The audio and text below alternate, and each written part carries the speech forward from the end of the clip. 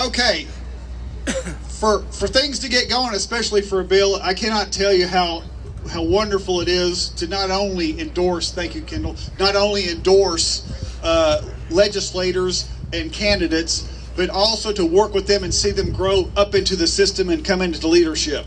You do not, OK2A enjoys a wonderful leadership, working with leadership of the House and the Senate.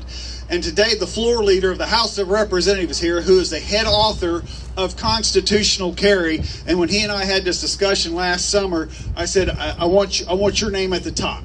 I want your name at the top. And he says, okay, if that's what you want, that's what we're going to do. And that's what we've done. And along with almost 50 other names were put on the bill in approval that, hey, we want this to happen. So when anyone tries to tell you otherwise, that, oh no, the population, the people, they don't want this, is completely inconsistent with reality.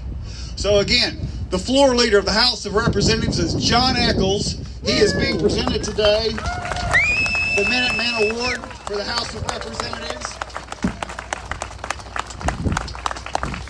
And again, this guy, it just, there's times it just doesn't get much better, although I'm amazed I can ring his phone at 12:30 at night and he will actually answer it. Unbelievable, because people say, Don, do you ever sleep? But again, State Representative John Echols, South Oklahoma City, folks. When it comes to the Patriots, you just go ahead and add him to the list right here. And again, Representative Echols, I cannot thank you enough for your help. And I know you've got somewhere else you've got to be. Another guy's got to be in two places at once. But again, sir, we appreciate your help and your support. And today is a great day for Oklahoma and Liberty all in together. Thank you very much, sir. Let's take a picture. Good job.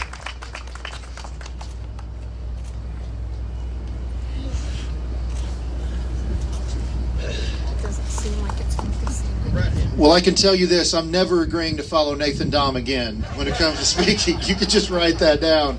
You know, I will be very brief. This is such an incredible honor. I'm gonna put it next to my freshman plaque that I got. You know, in the House, leadership and having to take that mantle, and I'm proud to get to do it.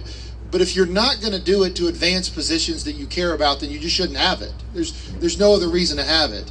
And I want to recognize the other members that came before me, and we're going to have a couple other ones, but there's one specifically that wasn't up here last year, but I'd like to give Representative Jeff Cootie a round of applause. Is he here? I saw you here earlier, and I'm not letting you out of here without getting recognized. There he is. We're going to have some other House members recognized. You know, I do want to point out, by the way, this is my first time carrying at the Capitol. And I want to talk a little bit about, as a guy who's been on TV defending this law nonstop against those that will say things that are untrue, the argument that this law is anti-training or that somehow it gets rid of background checks or other foolishness like that. I am more than proficient in firearms. I've taken Don Spencer's course. I just refuse to pay the state for a right that I already have.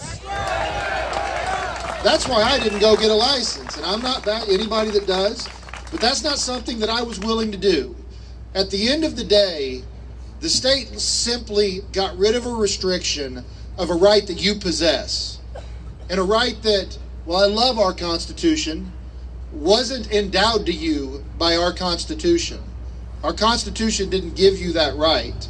That right was given to you by Almighty God. That's right. And that's what the Constitution says. It is your inalienable right to defend yourself.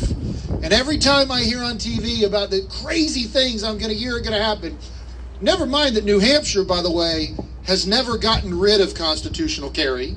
In the history of its state, it's never gotten rid of it. So when I hear this baloney on TV, when I hear all the other states that have done it, and when I meet you people that are here peacefully exercising your rights, thank you for doing it.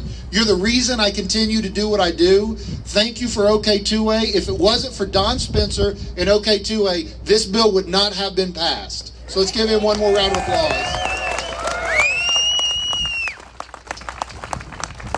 We're far from done from restoring your rights, because that's what we do as a legislature. We don't give them to you, we restore them. And thank you for coming out here today. It was an honor to be with you, and thank you for this. Come see me in the Capitol. You're going to see it displayed prominently. Thank you very much. Thank you.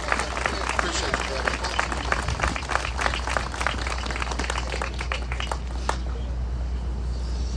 buddy. You know, it's not a meeting of friends and constitutionalists unless Bobby Cleveland is here.